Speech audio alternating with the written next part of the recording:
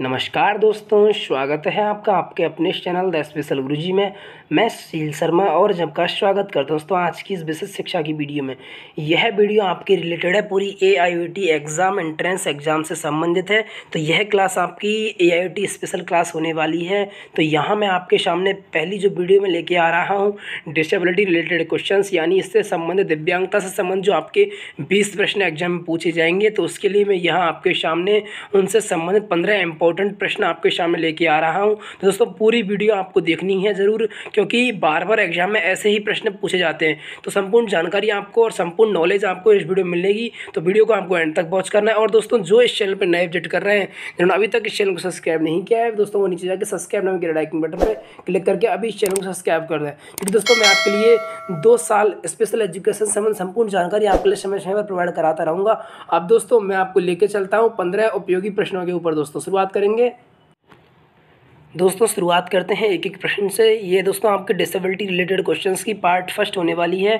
तो यहाँ आपको AIOT से संबंधित जितने भी आपके बढ़िया बढ़िया मोस्ट इंपॉर्टेंट प्रश्न हुआ करेंगे मैं आपको लाया करूँगा। अब दोस्तों शुरुआत करते हैं। पहला प्रश्न है, जहाँ केवल दिव्यांग विद्यार्थी पढ़ते हैं उसे कहते हैं where only student with disability study it is called. तो यहाँ आपके ऑप्शन जो 4 दिए गए हैं, इंक्लूसिव स्कूल समावेशी विद्यालय, ऑप्शन बी है आपका स्पेशल स्कूल विशेष विद्यालय, ऑप्शन सी है इंटीग्रेटेड स्कूल एकीकृत विद्यालय, और ऑप्शन डी है चिल्ड्रंस हाउस या होम बाल गृह। दोस्तों जहाँ केवल दिव्यांग विद्यार्थी केवल और केवल डिसेबिलिटी रिलेटेड जो स्टूडेंट पढ़ते हैं तो वो आपका होता है विशेष विद्यालय। ऑप्शन बी इसका बिल्कुल करेक्ट है दोस्तों। और जो आपका इंक्लूसिव स्कूल होता है समावेशी विद्यालय, इसमें विकलांग व्यक्ति और नॉर्मल बच्चा आपके दोनों को साथ साथ एक ही छत के नीचे पढ़ाया जाता है। दोस्तों इसका करेक्ट आंसर है ऑप्शन बी स्पेशल स्कूल। अब सेकंड आपके सामने प्रश्न है, किस अधिनियम में विकलांग बच्चों हेतु 4% रिजर्वेशन की बात कही गई है? In which act 4% reservation has been given to the children with disabilities. तो यहाँ आपके ऑप्शन दिए गए हैं। ऑप्शन ए है आपके सामने national trust act 1999, rights of person with disability act 2016, rehabilitation council of India act 1992, person with disability act 1995। दोस्तों इसका जो करेक्ट आंसर है ऑप्शन बी RPWD जो आपका एक्ट है 2016 में जो आपका लागू किया गया था, उसमें आपके 4% रिजर्वेशन की बात कही गई है। उससे पहले आपके सामने PWD जो आपका एक्ट था 1995 वाला, तो उसमें आपके 3% रिजर्वेशन की बात कही गई, लेकिन 2016 में संशोधित किया गया और इसे 4% रिजर्वेशन कर दिया गया। दोस्तों इसका जो करेक्ट आंसर है ऑप्शन बी बिल्कुल इसका करेक्ट आंसर है दोस्तों। अब दोस्तों आपके सामने तीसरा उपयोगी प्रश्न है, सामाजिक नियमों व कानूनों के विरुद्ध व्यवहार करने वाला बालक क्या कहलाता है? A children who behaves against social rules and laws it called. तो यहाँ आपके ऑप्शन दिए गए हैं। ऑप्शन ए है आपके सामने बैकवर्ड चाइल्ड, ऑप्शन बी है इंटेलेक्चुअल डिसेबल्ड चाइल्ड एंड बौद्धिक अक्षम बालक, ऑप्शन सी है अपराधी बालक, और ऑप्शन डी है हियरिंग इम्पेयर्ड चाइल्ड, श्रवण बाधित बालक। तो यहाँ जो आपका प्रश्न था वो प्रश्न है आपके कि सामाजिक नियमों व कानूनों के विरुद्ध व्यवहार करने वाला बालक। दोस्तों यहाँ जो आपका व्यवहार करता है विरुद्ध कानूनों के विरुद्ध, तो वो है आपका ऑप्शन सी जो है अपराधी जो बालक होता है। वो हमेशा जो कानून सरकार के द्वारा बनाए जाते हैं और जो सामाजिक जो नियम होते हैं अपने उनके अगेंस्ट ही वो बिहेवियर करता है, व्यवहार करता है। तो इसका ऑप्शन सी बिल्कुल करेक्ट आंसर है अपराधी बालक। चौथा आपके सामने प्रश्न है, विश्व विकलांग दिवस कब मनाया जाता है? When is world disabled day celebrated? दोस्तों इसके ऑप्शन है 7 दिसंबर, 3 दिसंबर, 5 दिसंबर और 11 दिसंबर। तो दोस्तों 3 दिसंबर को विश्व विकलांगता दिवस हर वर्ष मनाया जाता है। तो इसका ऑप्शन बी बिल्कुल करेक्ट आंसर है। अब आपके सामने 5वां प्रश्न है दोस्तों, विकलांग बच्चों की समस्या होती है the problem of handicapped children. तो इसके ऑप्शन है एडजस्टमेंट समायोजन की, ऑप्शन बी अगलीनेस कुरूपता की, ऑप्शन सी मेंटल इम्बैलेंस मानसिक असंतुलन की, ऑप्शन डी फिजिकल वीकनेस। दोस्तों विकलांग बच्चों की जो समस्या होती है वो हमेशा अपने परिवार में, विद्यालय में, घर में समायोजन नहीं कर पाते हैं। तो इसका ऑप्शन ए बिल्कुल करेक्ट आंसर है। समायोजन की उसमें एडजस्टमेंट की उनमें समस्या होती है। तो इनका बिल्कुल ए बिल्कुल सही उत्तर है इसका। अब 6वां प्रश्न है, श्रवण बाधित बच्चों की प्राकृतिक भाषा होती है? The natural language of hearing impaired children. तो इनके ऑप्शन दिए गए हैं कि आपको बताना है कि श्रवण बाधित बच्चों की जो नेचुरल लैंग्वेज प्राकृतिक भाषा होती है वो कौन सी है। तो ऑप्शन ए है इसका ओरल लैंग्वेज मौखिक भाषा, ऑप्शन बी है साइन लैंग्वेज सांकेतिक भाषा, ऑप्शन डी ए और बी दोनों बोथ, और ऑप्शन डी है इनमें से कोई नहीं, नन ऑफ दीज। दोस्तों इसका जो करेक्ट आंसर है, हियरिंग इम्पेयर्ड जो चाइल्ड होते हैं उनकी प्राकृतिक भाषा होती है सांकेतिक भाषा, यानी जन्मजात वो कोई भी उन्हें भाषा नहीं होती है, तो वो संकेतों के माध्यम से अपने विचारों को अभिव्यक्त करते हैं। तो इनकी ऑप्शन बी बिल्कुल करेक्ट आंसर है, सांकेतिक भाषा। इसके बाद सांकेतिक भाषा को वो आधार बनाकर मौखिक भाषा को अपनाते हैं, धीरे धीरे ओरलिज्म का रास्ता अपनाते हैं। तो अब आपके सामने इसका जो बी बिल्कुल करेक्ट आंसर है। सातवां आपके सामने प्रश्न है, शारीरिक विकलांगता का कारण नहीं है, does not causes physical disability. तो यहाँ आपको बताना है कि किस कारण से शारीरिक विकलांगता नहीं होती है। Option A post natal impairment, यानी जन्म उपरांत यानी जन्म के बाद जो क्षति है, ऑप्शन बी हेरिडिटी आनुवंशिकता, ऑप्शन सी अनेक्सिटी चिंता, ऑप्शन डी प्रीनेटल एम्पेयरमेंट जन्म पूर्व क्षति। दोस्तों यहाँ आपको नहीं बताना, तो ऐसे प्रश्नों का विशेष ध्यान रखना किसमें है पूछा है और किसमें नहीं है पूछा है। तो यहाँ नहीं है पूछा है, तो आपको बताना है किस कारण से विकलांगता नहीं होती है।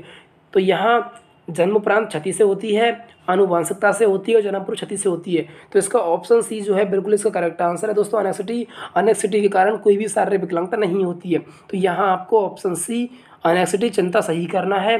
आठवां आपके सामने प्रश्न है, समस्यात्मक बालक है, ए प्रॉब्लमेटिक चाइल्ड इज। तो यहाँ आपके ऑप्शन दिए गए हैं कि समस्यात्मक बालक आपको कौन सा बताना है। पहला आपके सामने प्रश्न है, चोरी करने वाला, झूठ बोलने वाला, माता पिता का कहना ना मानने वाला और उपयुक्त सभी। तो यहाँ ऑल ऑफ द अबव बिल्कुल करेक्ट आंसर है, यानी सभी समस्याग्रस्त बालक हैं। चोरी करने वाला भी है, झूठ बोलने वाला भी और माता पिता कहना नहीं मानने वाला भी, तो ये किसी न किसी छोटी या बड़ी समस्या से ग्रस्त है। तो यहाँ इसका उपयुक्त सभी ऑप्शन डी बिल्कुल करेक्ट आंसर है दोस्तों। नौवां आपके सामने प्रश्न है, विकलांगजन अधिकार अधिनियम के अनुसार विकलांग बच्चों को कितने वर्ष तक निःशुल्क अनिवार्य शिक्षा का प्रावधान है। According to the person with disability act 1995, for how many years free education has been said to be provide the children with disabilities. तो यहाँ आपको बताना है कि विकलांग बच्चों को कितने वर्ष तक निःशुल्क अनिवार्य शिक्षा का प्रावधान है। तो इसके ऑप्शन जो दिए गए हैं 16 वर्ष, 14 वर्ष, 15 वर्ष और 18 वर्ष। दोस्तों विकलांग बच्चों हेतु 18 वर्ष बिल्कुल करेक्ट आंसर है। विकलांग बच्चों को 6 से 18 वर्ष तक की प्रारंभिक शिक्षा निःशुल्क अनिवार्य प्रदान करवाई जाती है, लेकिन जो आपके सामान्य बच्चे होते हैं उनको 6 से 14 वर्ष तक का प्रावधान है आपके RTE या राइट टू एजुकेशन एक्ट में, लेकिन विकलांग बच्चों को उसमें भी आपके 18 वर्ष तक का प्रावधान किया गया है। तो यहाँ आपका ऑप्शन डी 18 वर्ष करेक्ट होगा। 10वां आपके सामने प्रश्न है, कार चलाने का लाइसेंस किसे दिया जा सकता है। Can be given a licence to drive a car. तो यहाँ आपको किस विकलांगता से संबंधित व्यक्ति को लाइसेंस दिया जा सकता है कार चलाने का। तो इसके ऑप्शन दिए गए हैं, दूरदृष्टिग्रस्त वाले को, दृष्टि बाधित व्यक्ति को, प्रमस्तिष्क के पक्षाघात को, सेरेब्रल पाल्सी वाले पर्सन को, और सीवियर इंटेलेक्चुअल डिसेबल्ड पर्सन को, गंभीर बौद्धिक अक्षम व्यक्ति को।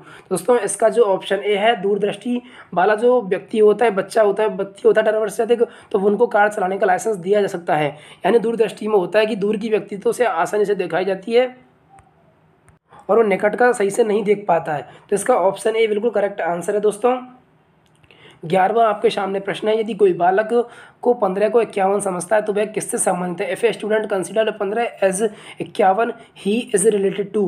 तो यहाँ आपके ऑप्शन है विजुअल इम्पेयरमेंट यानी दृष्टिबाधिता, और ऑप्शन बी लर्निंग डिसेबिलिटी यानी अधिगम अक्षमता, ऑप्शन सी इंटेलेक्चुअल डिसेबिलिटी यानी बौद्धिक अक्षमता, ऑप्शन डी हियरिंग इम्पेयरमेंट यानी आपके श्रवण बधिरता। तो यहाँ 15 को 51 समझता तो वह बालक किस विकलांगता से संबंधित है। दोस्तों भैया आपके लर्निंग डिसेबिलिटी अधिगम अक्षमता से संबंधित है। तो इसमें भी काफ़ी प्रकार होते हैं, डिस्लेक्सिया, डिस्ग्राफिया, डिसकैल्कुलिया, डिसलेक्सिया तो इससे संबंधित है। यहाँ आपके लर्निंग डिसेबिलिटी, यहाँ आपके इतने कठिन प्रश्न नहीं पूछे जाएंगे डिसेबिलिटी, क्योंकि आप पहली बार ही तो विकलांगता से संबंधित प्रश्नों को पढ़ रहे हो, तो आपके नॉर्मल ही क्वेश्चन आपके सामने पूछे जाएंगे दोस्तों। तो इसका ऑप्शन बी बिल्कुल करेक्ट आंसर है, LD। अब आपके सामने 12वां प्रश्न है, कान का परीक्षण कौन करता है, हु डज ईयर टेस्टिंग। तो यहाँ आपके ऑप्शन दिए गए हैं, ऑडियोलॉजिस्ट या श्रवण विशेषज्ञ, ऑप्शन बी भाषा विशेषज्ञ लिंग्विस्ट, ऑप्शन सी साइकोलॉजिस्ट मनोवैज्ञानिक, और स्पेशल एजुकेटर विशेष शिक्षक। तो यहाँ आपका जो कान का परीक्षण का जो कार्य होता है वो करते हैं ऑडियोलॉजिस्ट, श्रवण विशेषज्ञ कान के परीक्षण का कार्य करते हैं। तो इसका ऑप्शन ए बिल्कुल करेक्ट आंसर होगा दोस्तों। अब दोस्तों आपके सामने 13वां उपयोगी प्रश्न है, दो या दो से अधिक अक्षमता की स्थिति है, two or more disability condition are related. Hearing option है आपके, हियरिंग इम्पेयरमेंट श्रवण बधिरता, डिसेबिलिटी अक्षमता, ऑप्शन सी मल्टीपल डिसेबिलिटी बहुविकलांगता, ऑप्शन डी ऑटिज्म स्वलीनता। तो दोस्तों इसका जो करेक्ट आंसर होगा, दो या दो से अधिक विकलांगता से ग्रसित व्यक्तियों को क्या कहा जाता है, तो वो कहा जाता है आपका ऑप्शन सी मल्टीपल डिसेबिलिटी बहुविकलांगता। यानी जिसमें दो या दो से अधिक कोई विकलांगता है तो वो आपके मल्टीपल डिसेबिलिटी में आती हैं।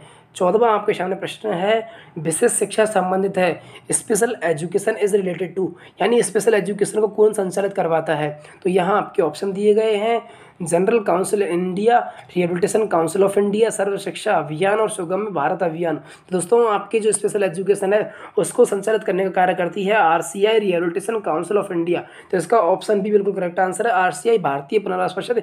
यही हमेशा दिव्यांगता से संबंधित जितनी भी आपके कोर्स होते हैं उनको संचालित करती है, उनका रेगुलेशन करती है, विशेष शिक्षक की नियुक्ति करवाती है, और मतलब पूरा प्रोसेस विशेष शिक्षक से संबंधित जनरल एजुकेशन को छोड़ करके जो आपकी स्पेशल एजुकेशन होती है उसका पूरा रिलेटेड है आपके RCI से। तो इसका ऑप्शन भी बिल्कुल करेक्ट आंसर है।